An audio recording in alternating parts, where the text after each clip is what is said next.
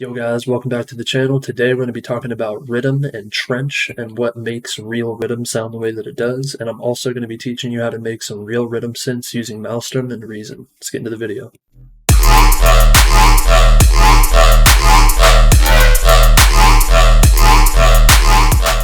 Alright, let's get into it. So I'm going to open up Reason. I'm using the Reason rack. It comes with Reason 12. And so what I did is I opened up a combinator and then added a Malstrom. And then for oscillator A, I have it on square with the shift turned up to 6, the scent turned all the way up, semitones, I think that's default, but semitones at 0 and octave at 2. And then I brought the index all the way over to the right and then fed it into filter B. And for oscillator B, we have a sawtooth with the scent turned all the way up and the octave turned down to 2. For filter B, we have it on a comb plus with the resonance at 26 and the frequency at 4. And then for modulator B, we have the rate at 1/8 with the motion all the way down and the volume all the way up with sync and one shot on. And then for modulator A, it's the same thing, curve 20, except for the rate is at 1/4. The pitch is down to -16, but you can play with this a little bit and get different sounds, so I'll give it just slightly different sounds. And that's it for within Malstrom. I have a channel EQ on here with the high pass filter around 113 Hertz just to get rid of some lows. And then I have a phaser on here with the frequency at 58, the split at 72, width all the way down, the rate at 2/4 with sync on, and the frequency modulation all the way down, and the feedback around 86. Next up, I have a chorus flanger on here with the delay at 78, the feedback around -49, the rate at 2/4 with sync on, and the modulation amount at 14. And then I have a digital delay line on here, and if I turn this off, it's just this. So this gives it like a lot more energy and that little delay effect. I have the feedback around 36 and I have this on steps and I have it on 1 step with the wet all the way up. And then I have a Scream 4 with the damage around right in the middle, the damage control. I have it on tube distortion with parameter 1 all the way down and parameter 2 all the way up. And then I have a little bit of a low cut. I have a little bit of a mid boost and then a very slight high cut. The low cut's -16, the mid boost is at 2, and the high cut is at -3, but you can kind of just play with these. You could even add a little bit more highs, a little bit more mids, whatever works for you. Body, I have the resonance at 46, the scale at 68, and the auto at 83 with the body type on E, and then my master levels at around 83. You can mess around with these a little bit and get different sounds as well. And then I just have an EQ on here to boost a little bit of the mids and highs. Like without it, it's a little bit more dull. This just kind of brightens it up a little bit. But yeah, that's really kind of it. A lot of Riddim synths are going to be based around like squares and sawtooths as far as your wavetables go, and using phasers and chorus flangers. I feel like every single Riddim synth I make, I use a phaser and a chorus flanger on. Playing with both of these is going to get you a ton of different sounds. So like, this is how it is right now. But if I turn this delay all the way down and keep the feedback right here, it's like an entirely different sound. And then if you mess with like the frequency and also like how you play the note, right, can have a big effect on it. So like depending on how your MIDI is, it'll trigger it in different ways. So like a fuller MIDI versus like a more stabbed MIDI, it's just slightly different sounds. So subtle differences within Reason make like a huge difference. And then also like I have this on 1 shot, but if I were to take this off of 1 shot and put it on like 1/4 and turn off like the delay maybe. Yeah, and like you can see as I'm playing with the frequency on the phaser, it's like really different just with like the slightest little amount of movement.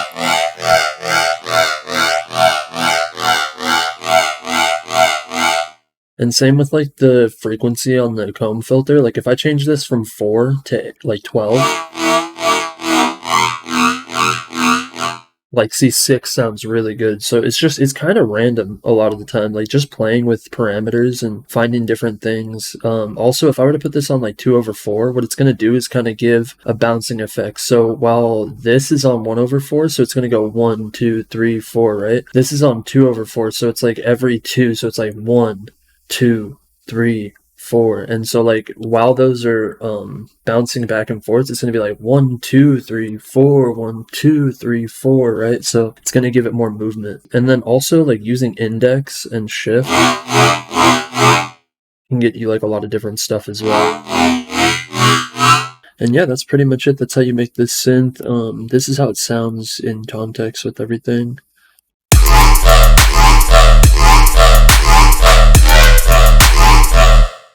Right. And then, so I guess also another thing for like making good rhythm, this is mainly a synth tutorial, but I figured I'll touch on drums a little bit as well. I feel like a lot of people, when they go to make rhythm and they don't really know like what makes rhythm, they'll try and use like more like dubstep snares and kicks and things like that. And just the drums, I think, play a huge part in what creates that rhythm sound. I'll just play the drums real quick and then I'll kind of go over little subtle things that in my opinion makes it rhythm drums.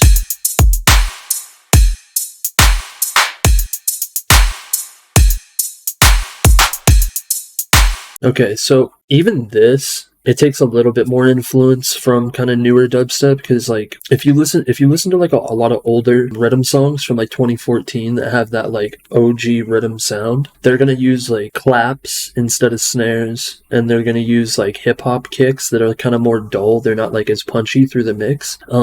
So like on this, I'm using a snare that I made, and I'm also using a kick that's more like a heavy kick that you would hear in like a newer kind of dubstep song, but I'm keeping the triplet flow for the hats, and then same with the kick, like the kick is hitting on a triplet as well. So I'm keeping that like OG rhythm flow, but I'm kind of using a little bit more like newer samples. See, if I were to use like this kind of a snare, like a more like tear-outy dubstep snare, right? And this is a great snare if you're trying to make like tear out or like, I guess people call it bro step or like newer kinds of dubstep. But for this context, if you're trying to make rhythm, you kind of want more organic sounding snares like that. And this is like a layered snare with a couple different kind of textures like that with this. It's multiple different snares that create this snare.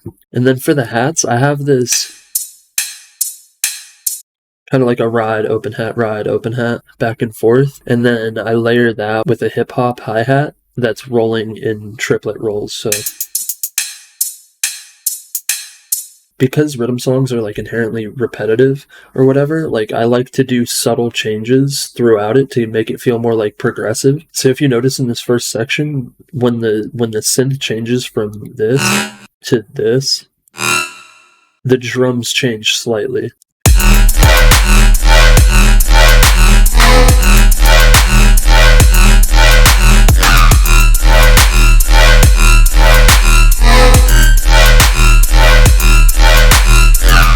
So little subtle changes every couple bars is going to make it so it's not as repetitive, but it still keeps that like minimal groove. Alright, so just to go over like what rhythm even is, right? I think a lot of people have a lot of misconceptions about like what rhythm is, or they'll call a song rhythm that really isn't rhythm. So I kind of just want to go over like what in my opinion is considered rhythm and what a lot of people that have been around a long time in the scene would consider rhythm, as opposed to like what has been referred to as rhythm recently.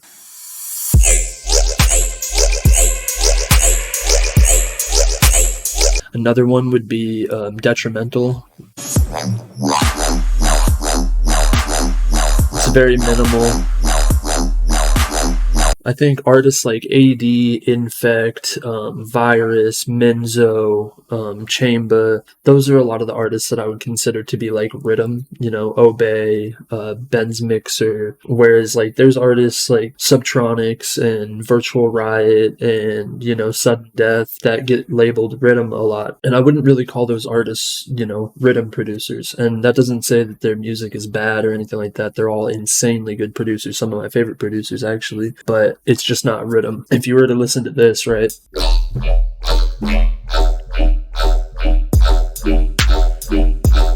right? Very minimal. Same with power.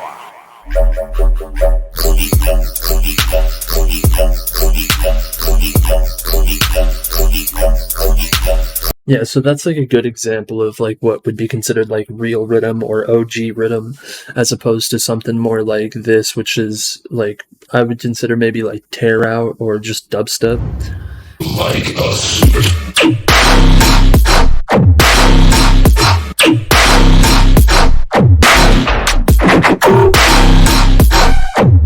You know, because Riddims become such a popularized term, like I feel like people that don't really know what like real Riddim is considered would consider this to be, you know, Riddim. That's fine. Like, you know, it is what it is, but like I think if you're trying to go for like that OG Riddim sound, like I think that you should be aware of the differences of like what actually makes Riddim, you know what I mean? This has a lot more like dubstep, like heavy drums that cut through the mix really loud and punch really hard, whereas something like power, right? Like let's listen to the drums on this.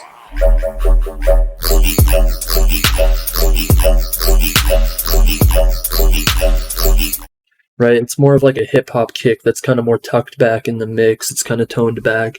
The clap, it's a clap. It's not like a heavy snare. It's not like punching super hard through the mix. The sub is kind of, you know, mellow. It's not like a distorted sub with like a lot of white noise in it. It's a very minimal sound, as opposed to this song, you know.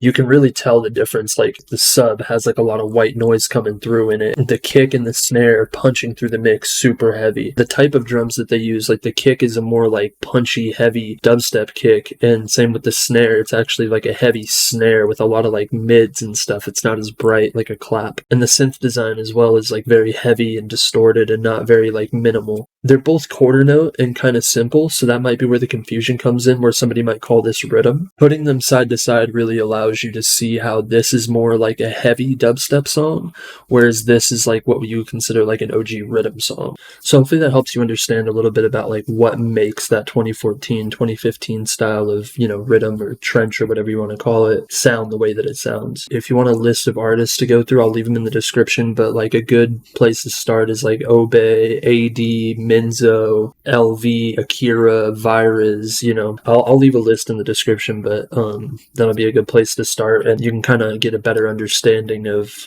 what makes that sound the way that it does. But yeah, so thanks again for locking into the tutorial. Hopefully this helped you in some way, and we will catch you in the next one. Peace.